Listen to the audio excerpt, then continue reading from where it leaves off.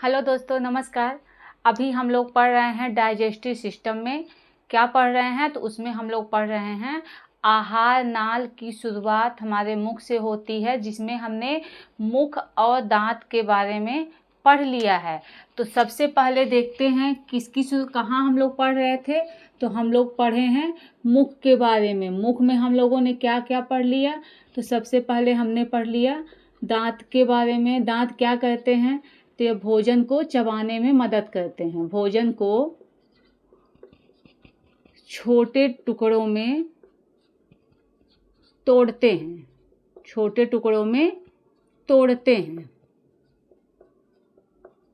ठीक है। उसके बाद आपने क्या पढ़ा तो आपने पढ़ लिया जीभ के बारे में। ठीक है। तो जीभ के बारे में आपने क्या पढ़ा कि जीभ कोई डाइजेशन का काम नहीं करती है। ये क्या करती है तो ये खाने में लार को मिलाने में मदद करती है। यानी क्या करती है तो ये भोजन में लार मिलाने में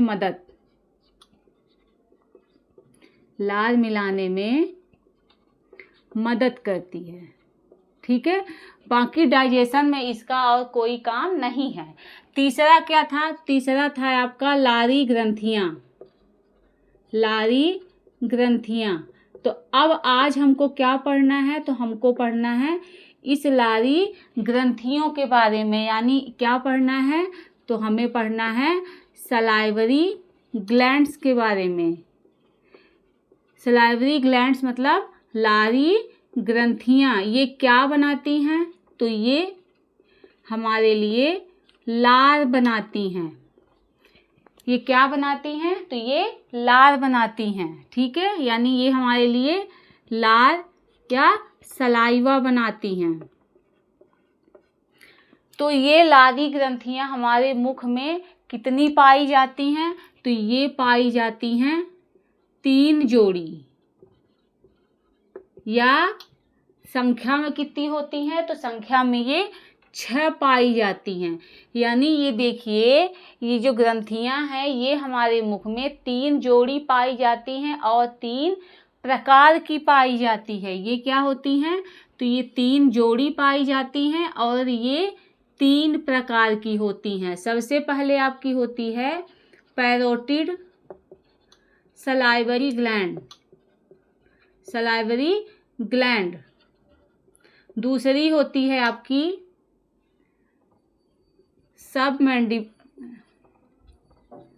सबमैंडिबुलर और तीसरी आपकी होती है सबलिंगुअल। ठीक है। यानी सबसे पहली क्या होती है? सबसे पहले होती है आपकी पैरोटिड सलाइवरी ग्लैंड, दूसरी होती है सबमैंडिबुलर सलाइवरी ग्लैंड और तीसरी होती है सबलिंगुअल सलाइवरी ग्लैंड होती है।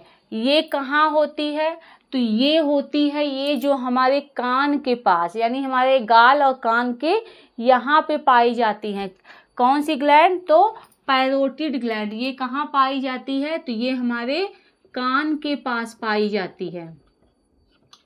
उसके बाद ये सबमैंडिबुलर, ये कहाँ पाई जाती है तो ये जो हमारा निचला जबड़ा होता है ये इसके नीचे पाई जाती है। यानी ये कहाँ पाई जाती है तो निचले जबड़े के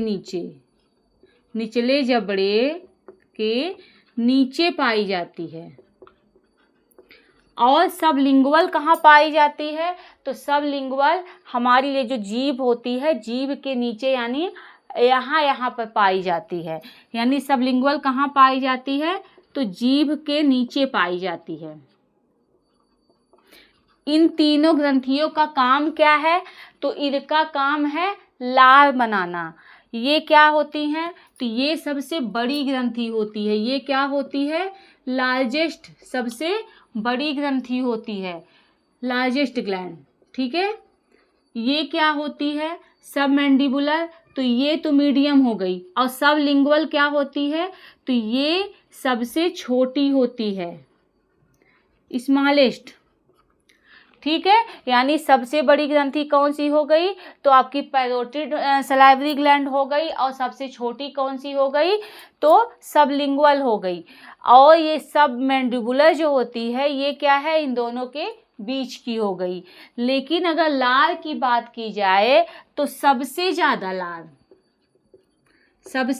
लार बनाती है, सबसे ज़्यादा सलाइवा। ठीक है, कितना सलाइवा ये बनाती है, तो ये बनाती है 70 से 75% सलाइवा ये अकेले सब मैंडिबुलर बनाता है। बाकी जो आपका 25% बचा वो पैरोटिड ग्लैंड और सबलिंगुअल ग्लैंड मिलके बनाती हैं। ठीक है, तो ये हो गई क्या आपकी ग्रंथियाँ, कितनी होती हैं, तो ये संख्या में 6 होती हैं और जोड़ी में 3 जोड़ी होती हैं, जिसका काम क्या है, तो इनका काम है सिर्फ लार बनाना। अब हम देखते हैं कि लार क्या है। ठीक है, यानी सलाइवा या लार। ठीक है, तो ये सलाइवा या लार क्या है। ठीक है, तो ये जो सलाइवा है ये हमारे मुंह में क्या करता है, जो पानी उसमें चिपचिपाहट यानी खाने में क्या लाता है, चिकनाहट लाता है। ये एक दिन में कितना निकलता है, तो एक दिन में कम से कम ये 1 से 1.5 लीटर पर डे निकलता है। ठीक है, इसका पीएच कितना होता है, तो इसका पीएच होता है 6.8, यानी अगर आपका पीएच 7 से कम है तब वो क्या होता है, तो वो एसिडिक होता है, यानी ये कैसा हो गया, तो ये हल्का अम्लीय होता है।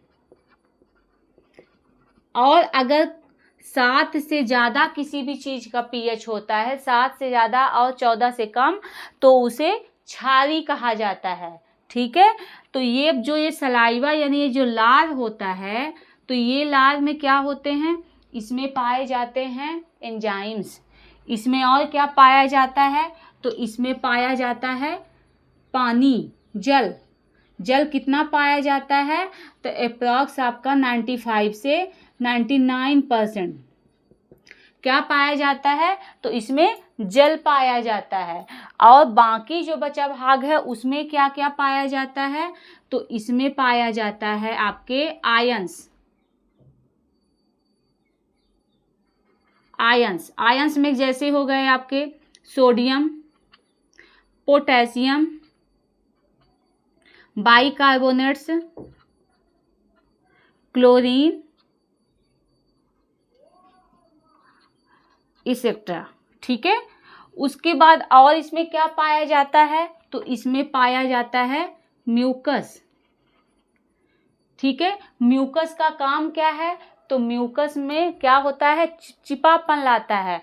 आप अपने लार में देखते होगे तो क्या होता है, हल्का सा स्लिपरी होता है, वो हल्का सा चिकनाहट लाता है, यानी ये म्यूकस का काम क्या है, तो ये चिपचिपापन। ठीक है, ये क्या करता है, तो ये चिपचिपापन लाता है।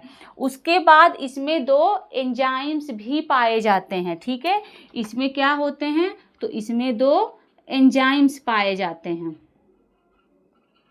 ठीक है, ये चीज़ में ध्यान दीजिएगा, इसमें क्या होते हैं, तो इसमें 2 एंजाइम्स पाए जाते हैं। अब देखते हैं कि वो 2 एंजाइम्स कौन कौन से हैं। ठीक है, तो वो 2 एंजाइम्स कौन कौन से हैं, चलिए देखते हैं। तो 2 एंजाइम्स कौन कौन से हैं, यानी एंजाइम्स। ठीक है, तो ये एंजाइम किस में है, तो ये एंजाइम सलाइवा में है। ठीक है, सलाइवा में 2 एंजाइम्स कौन कौन से हैं, तो पहला एंजाइम है आपका लाइसोजाइम। ठीक है, कौन सा है आपका, तो है लाइसोजाइम। इसका काम क्या होता है, तो ये जर्म्स और बैक्टीरिया को मारता है, यानी लाइसोजाइम क्या करता है, तो ये जर्म्स और बैक्टीरिया को मारता है। ठीक है, लेकिन सारे जर्म्स और बैक्टीरिया को नहीं मारता। ठीक है, अगर ऐसा होता तो ऐसा कुछ ऐसे ऐसे बैक्टीरियाज होते हैं, जर्म्स होते हैं जो क्या करते हैं, हमारे मुख से होते हुए क्या करते हैं, ये हमारी आंतों में इन्फेक्शन कर देते हैं, है ना। या बहुत से क्या होते हैं वायरस वगैरह, तो उनको ये नहीं मारता, ये कुछ जर्म्स और बैक्टीरियाज को मारता है, ठीक है। उसके बाद देखिए दूसरा एंजाइम, तो दूसरा एंजाइम क्या होता है, टाइलिन एमाइलेज एंजाइम।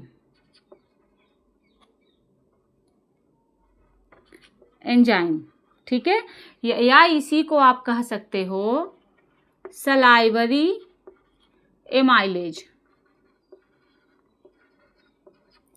यानी टाइलिन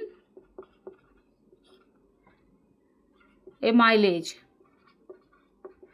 एंजाइम। ये क्या होते हैं, ठीक है। तो ये क्या करते हैं कि हमारा मेन पाचन यही करता है। हम लोग क्या खाते हैं, तो हम लोग खाते हैं कार्बोहाइड्रेट, किसके फॉर्म में, तो वो खाते हैं हम लोग स्टार्च के फॉर्म में। क्या खाते हैं हम लोग, स्टार्च के फॉर्म में खाते हैं। तो ये स्टार्च क्या होता है, ये स्टार्च टूटकर क्या बन जाता है, तो ये माल्टोज बन जाता है, ठीक है। यानी ये स्टार्च क्या हुआ, उससे कौन मिला, तो उससे मिला टाइलिन एमाइलेज, और टाइलिन एमाइलेज ने क्या किया, इसको तोड़ा, किसमें तोड़ा, तो इसको माल्टोज में तोड़ा। इसीलिए जब हम क्या खाते हैं, कुछ भी कार्बोहाइड्रेट वाली चीज़ें खाते हैं, स्टार्च वाली चीज़ें खाते हैं, है ना। तो जब भी हम स्टार्च वाली चीज़ें खाते हैं, आपने रोटी खाया, ब्रेड खाया, तो वो क्या होता है, माल्टोज में बदलने के कारण हमको मीठा लगता है। कभी कभी क्वेश्चंस में भी ऐसे आते हैं कि हम रोटी या ब्रेड खाते हैं तो वो हमें मीठी क्यों लगती है, क्योंकि उसमें स्टार्च होता है। और जब वो स्टार्च को क्या होता है, हमारे लार में मिलता है, तो लार में क्या पाया जाता है, तो उसमें पाया जाता है टाइलिन एमाइलेज, जो क्या करता है, उस स्टार्च को तोड़कर, जो रोटी में स्टार्च पाया जाता है उसको तोड़कर वो माल्टोज में बदल देता है। इसीलिए हम जब रोटी खाते हैं या ब्रेड खाते हैं तो वो हमें मीठा लगता है। तो ये क्यों होता है, ये आप समझ चुके हैं, ठीक है। तो अब आप देखिए कि हमने आपको 3 न्यूट्रिएंट्स के बारे में बताया था, जिसका क्या होता है, पाचन होता है, डाइजेशन होता है। तो कौन कौन सा होता है, कार्बोहाइड्रेट, और क्या होता है, यानी किसका होता है, तो कार्बोहाइड्रेट, और किसका पाचन होता है, तो और होता है प्रोटीन का, और किसका, तो लिपिड का, ठीक है। लेकिन हमारे मुख में किसका पाचन हो रहा है, तो हमारे मुख में बस कार्बोहाइड्रेट का पाचन हो रहा है, इन दोनों का पाचन नहीं होता है, ठीक है। यानी माउथ में किसका पाचन होता है, तो सिर्फ मुख में कार्बोहाइड्रेट का क्या होता है, तो कार्बोहाइड्रेट का डाइजेशन होता है, लेकिन इसका डाइजेशन नहीं होता, यानी ये डाइजेस्ट नहीं होता। क्या होता है, इसका डाइजेशन नहीं होता है, ठीक है, नहीं होता। अब आप बताइए कि जो हमारे मुख में जो हमने खाया उसमें क्या था, प्रोटीन भी था, उस पे कार्बोहाइड्रेट भी था, और उस पे फैट भी था, यानी लिपिड भी था।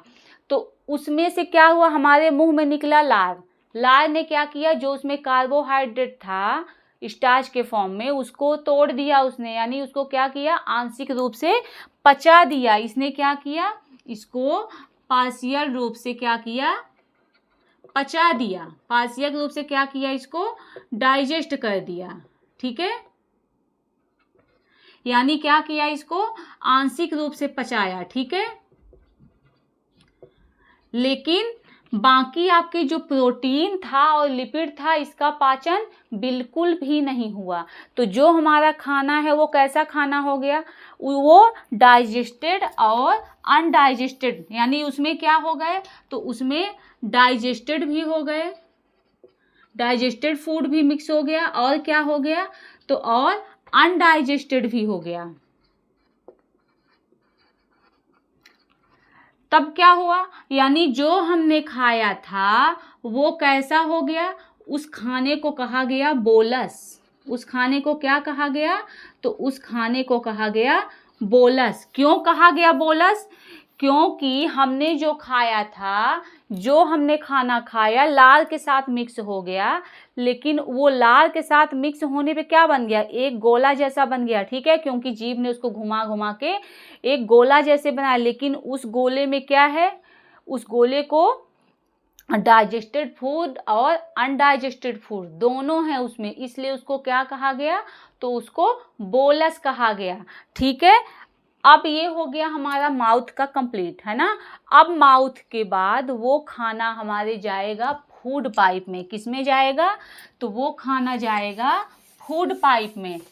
चलिए देखते हैं फूड पाइप का क्या हाल है ना।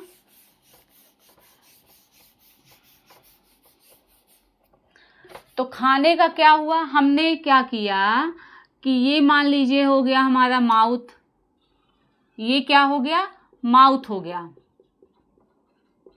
माउथ में हमने क्या किया, माउथ में हमने यहाँ पे क्या किया, खाना खाया, है ना। वो खाना किस में बदल गया, ये जो खाना था ये लास्ट में किस में बदल गया, तो ये बदल गया बोलस में। अब ये बोलस क्या करेगा, अब ये बोलस इस पाइप से होता हुआ नीचे आएगा। इस पाइप से होता हुआ क्या करेगा, वो नीचे आएगा। तो ये जो पाइप है, तो इस पाइप को क्या कहा जाएगा, तो इस पाइप को कहा जाएगा फूड पाइप, यानी भोजन नली। क्या कहा जाएगा इसको, भोजन नली। यानी ये क्या है, ये सिर्फ एक रास्ता है। क्या है ये एक रास्ता है। यानी अब हम देखेंगे किसके बारे में, फूड पाइप के बारे में। फूड पाइप या इसी को कहते हैं ईसोफेगस, या इसी को भोजन नली, या इसी को कहेंगे ग्रास नली। इसमें क्या होता है, तो इस पे कोई भी पाचन नहीं होता, यानी इसमें क्या होता है, खाने का पाचन नहीं होता। अगर आप ये समझेंगे कि इसमें कुछ होगा, तो इसमें कुछ भी नहीं होता। ये क्या होती है, तो ये सिर्फ 25 सेंटीमीटर, ये कितनी होती है, तो ये 25 सेंटीमीटर लंबी होती है। इस पे क्या होता है, तो इस पे खाना, इस पाइप से ये क्या होता है, तो ये खाना नीचे आता है, ठीक है। ये खाना कहाँ आएगा, तो ये खाना नीचे आएगा। नीचे कहाँ आएगा, तो नीचे ये स्टमक में आएगा, यानी ये आएगा आमाशय में। तो जब आप कोई खाना खाते हो तो क्या होता है कि हम पानी पीते हैं, तो ऐसा तो नहीं कि सीधा फटाक से नीचे हमारे आए, ऐसा तो नहीं होता, बड़े आराम से जाता है। या हम खाना खाते हैं तो क्या बहुत तेज़ से जाता है, नहीं जाता, आराम से जाता है। लेकिन कभी कभी आप नोटिस किए होंगे कि आप जल्दी जल्दी में खाना खाते हो, वो खाना क्या होता है, अच्छी तरीके से लार में मिक्स नहीं हो पाता, वो हमको अटक जाता है, हम बोलते हैं पानी चाहिए। क्यों चाहिए, ताकि वो आराम से चला जाए, है ना। तो ये क्यों होता है, क्योंकि लार पहली चीज़ इम्पोर्टेंट होती है कि उसमें लार मिलना। लार के बाद क्या होता है, वो हमारे जो फूड पाइप है उस पे बहुत आराम से और कैसे जाता है, तो वो जाता है इस प्रक्रिया द्वारा, इस प्रोसेस द्वारा। उस प्रोसेस का नाम क्या है, पेरिस्टालसिस। पेरिस्टालसिस, पेरिस्टालसिस, ये क्या है, पेरिस्टालसिस प्रोसेस, ठीक है। ये क्या होता है, यानी ये जो होती हैं, ये जो हमारी क्या है, फूड पाइप है, इसके जो ये अंदर होता है, इसके अंदर क्या होती हैं, मांसपेशियां जो हैं वो क्या करती हैं, तो वो कॉन्ट्रैक्शन और क्या करती हैं, रिलैक्सेशन का काम करती हैं। यानी जैसे ये मान लीजिए ये हमारा क्या हो गई, ग्रास नली हो गई, ठीक है। तो इस ग्रास नली में क्या होता है, कॉन्ट्रैक्ट होगा, ठीक है, फिर रिलैक्स होगा, ठीक है, रिलैक्स हुआ, खाना अंदर गया, ठीक है। उसके बाद फिर क्या हुआ, फिर कॉन्ट्रैक्ट, फिर रिलैक्स, इस तरीके से वो खाना ऐसे ऐसे करके आराम आराम से नीचे जाता है। जैसे आप मान लीजिए कोई आप पेस्ट निकाल रहे हो, ठीक है, पेस्ट नीचे बहुत कम है, तो वो आप क्या करोगे, दबा दबा के निकालो। जब दबाओगे तो क्या होगा, एक जगह पे कटेगा, दूसरी जगह वो फूल जाएगा, फिर आगे आप दबाओगे तो वहाँ दबेगा, आगे इस तरीके से आ जाता है, बाहर आ जाता है। उसी तरीके से इसकी ये जो अंदर की इस मसल्स में क्या होता है, तो यहाँ पे पेरिस्टालसिस प्रोसेस होते रहती है और उसी के थ्रू खाना इस तरीके से नीचे आता रहता है। यानी इस खाने में क्या होता है, तो इस खाने में कॉन्ट्रैक्शन और क्या होता है, और रिलैक्सेशन का प्रोसेस होता है।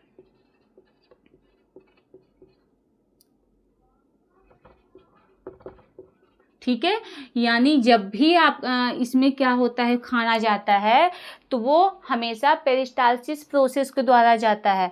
तो जब माउथ से खाना नीचे जाएगा तो वो क्या करेगा, फूड पाइप से होता हुआ वो कहाँ आएगा, तो वो आएगा हमारे आमाशय में, हमारे स्टमक में।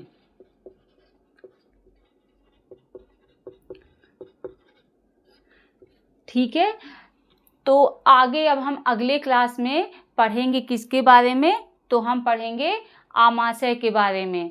और अभी तक के लिए धन्यवाद।